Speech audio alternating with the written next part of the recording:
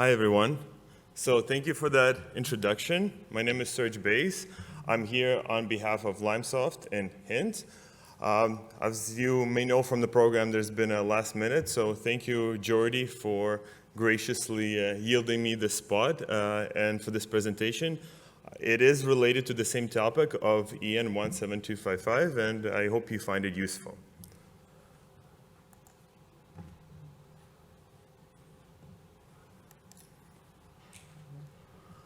So, as many of you here know, we are at the SEMS conference.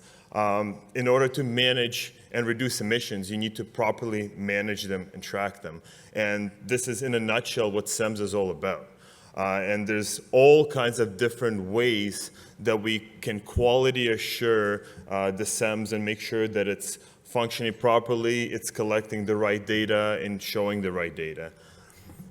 And there's been many different standards over the years that have been created in order to properly quality assure SEMS. You can see a few of them here. We have the EN 15267. We have, of course, the TÜV standards and MCERT certification and standards, which are based on that, as well as the EN 14181, which has the QL 1, 2, and 3. And we have the European IED, the Industrial Emissions Directive. Most of these standards lightly touch on the data aspect of it, but they don't necessarily go into the detail about what do we do with the data, how do we track it, how do we report it, how do we quality assure it. And of course, if you think about it, the data acquisition systems are often kind of a neglected part of the whole SEMS package, but it is almost the heart of the SEMS, because at the end of the day, when you're doing reporting to the regulatory authorities, if your data is not correct, then your whole thing's not correct. So your SEMS is only as good as the quality of the data.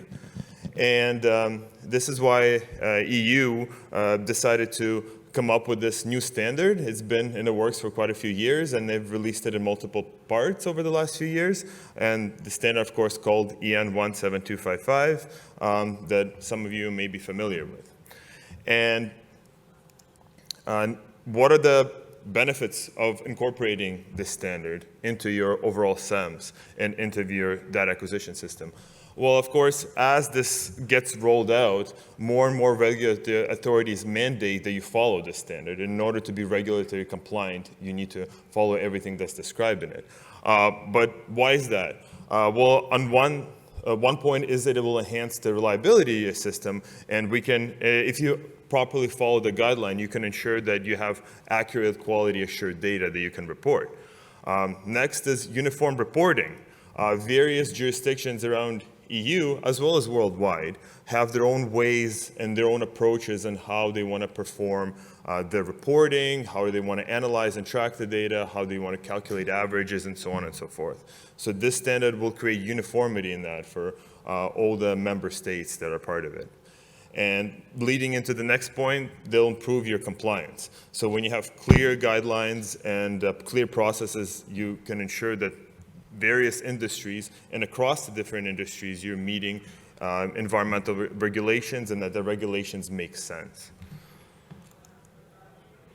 This is from the EN 17255 standard. It's kind of a simplified diagram and overview of the data acquisition handling system elements.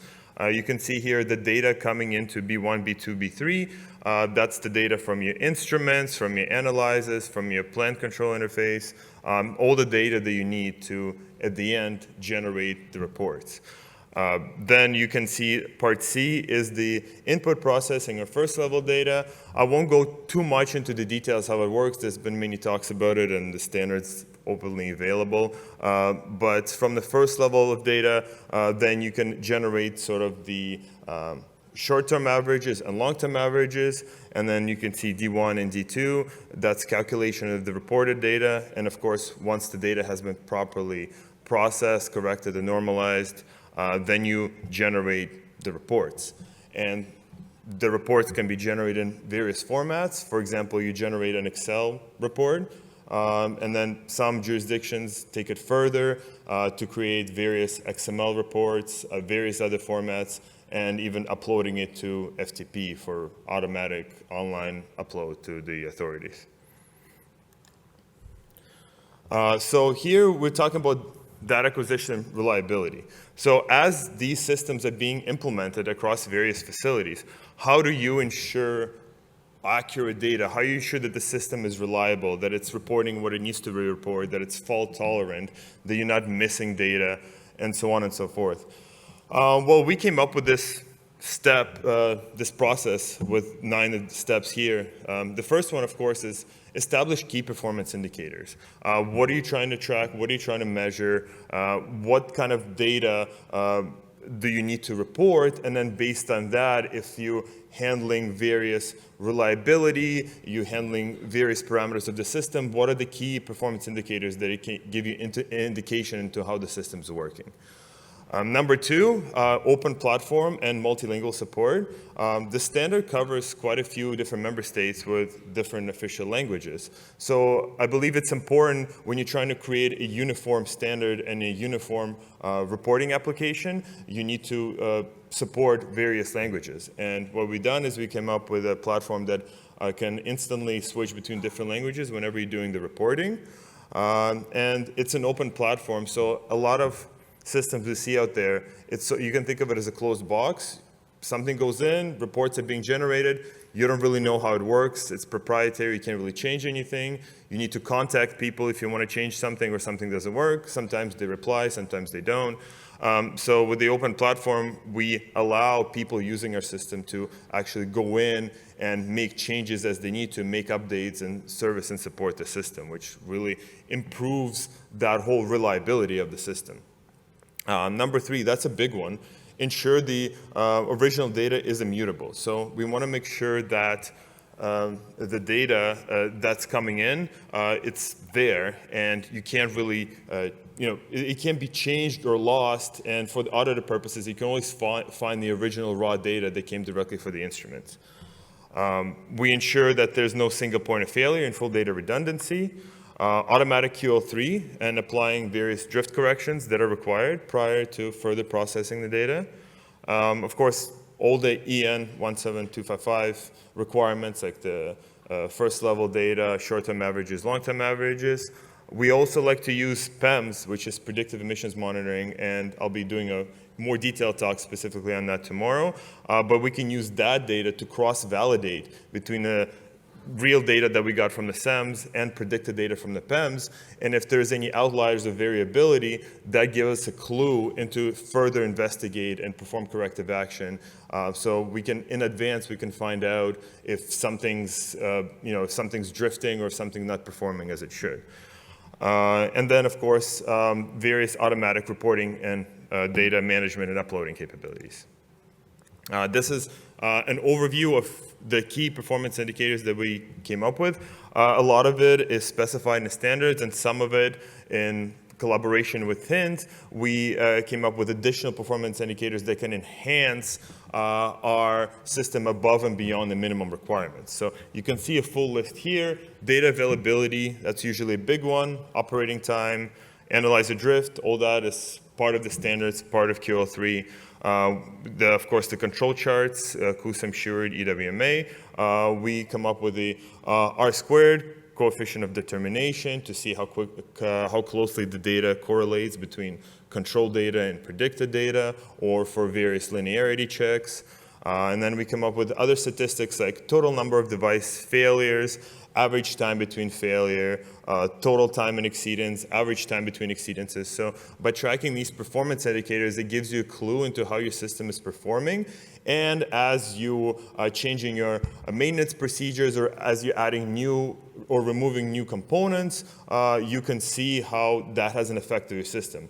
Is it actually improving your system? Are you getting less failures? Are you getting less exceedances? Did you change something in your process? Now you're not emitting as much NOx. So these type of performance indicators can give you a quick clue that then you can further drill down and dig in and find out what's happening with your system. So I've talked about, of course, the open platform and multilingual interface. Very important to maintain the system. And the other thing on top of that is following the cybersecurity requirements and electronic operator logbook. So if you are making any changes of the system, or if you have somebody, an operator, a trained person on site, that's making changes to the system, you first of all want to make sure that they're authorized and they're trained to do so. And then you want to have a full electronic logbook of records of what's actually been done in the system. Very important for audits or tracking as the system grows and evolves of what's been changed in it. Data immutability and redundancy. So as you remember from the previous diagram of the various components of the data acquisition system, we have two completely independent components for data collection and data processing. So for data collection, we use a PC-based software, which you can install on most PCs, for data collection, storage, control logic programming, and HMI. That reduces a lot of complexity associated with using PLCs, so you can save costs and you don't need to follow complex programming guidelines that might be imposed by various facilities. Like one facility might use Schneider, the other one use ABB or Siemens. So this would be a standard interface that communicates with various devices through various protocols like Modbus or PC, and that it stores the data in a central database as well as redundant database. And the data between the primary and redundant database is automatically synced, thus ensuring no single point of failure, ease of use, and improves reliability of the DAS. So then the data processing layer, that's the layer on top of it. And that's the layer, as you might know from EN 17255, there's a whole kind of flow of how the data is managed and how it works. So you can have raw data, perform QL3 corrections, you do first level data, then from that you can compute short-term averages, you perform any data substitution, correct to standard reference conditions, calculate long-term averages, energy rates, mass rates, subtract confidence interval, and track emission limits and availability. Now, this process, in some ways, some facilities might have some changes or some of their own additions on top of that. For example, when do you apply the O2 correction? Or when do you subtract uncertainty? Some people can have different views about how to go about it, or certain company mandated practices and additional reports that they want to do. So what we did is we came up with a fully configurable engine where all this order operations, all the various averaging and reporting, all that can be customized and configured. So if you follow the EN 17255 standards and then some addition and revision comes on top of that, or for your facility, for your plant, you need to do some additional reporting or some different normalization, say you're normalizing to 25 degrees Celsius and not 0, or 11% O2 or 15% O2, and when in that sequence do you do it? This is how it can be fully configured in this processing engine to do so. Again, thus improving the reliability and maintainability of the system. And all the calculations can be performed as needed in real time. So when you have the data that's synced between the redundant database from the original raw collected data, that has no effect on if you're making any changes or corrections to the formulas. So that improves the data reliability. And if the primary system fails and redundant system goes online, then the data sync back to the primary system. It continues working without requiring any special maintenance or changes or having to dig through the database and recalculate everything. That's all done automatically using this type of approach. This is just an example, a picture of an annual mass emissions report. So this is something that you would generate after you process all the data and get your totals of NOx at the end per month and the totals for the year. And something I touched briefly on is using PEMS to cross-validate data. So in this image, you can see we have the NOx that was obtained from the SEMS, and then the NOx that was mathematically calculated using statistical algorithms in PEMS. And they follow each other pretty tightly, within 5% difference in deviation. And if one starts to drift from another, that can be a clue that you can use to investigate which one of them is drifting and why, but at least it could be PEMS, it could be SEMS, but at least it gives you something to see, and we can generate automatic alarms that notify you, send you emails, etc. We've talked about the various QL3 protocols and various control charts, and using our system, you can automatically track gas stability and thus save money on using gas cylinders. So there's an improvement there as well when it comes to QL3. And talking about improved maintenance, tracking various diagnostics from the instruments, generating alarms based on trip points. If you have a certain deviation, temperature, pressure, etc., you can get an alarm to notify the operator, or even corrective action can be automatically taking place, like running a purge to bring the system back into a more working order, or using various other sequences or tasks that you can do to keep the system from losing availability. So that concludes my presentation. Thank you everyone for joining, and I hope you found it useful. This is my contact info and my 2 companies, Hint and Limesoft, so feel free to take a picture or send me any comments, questions, and concerns. Thank you so much.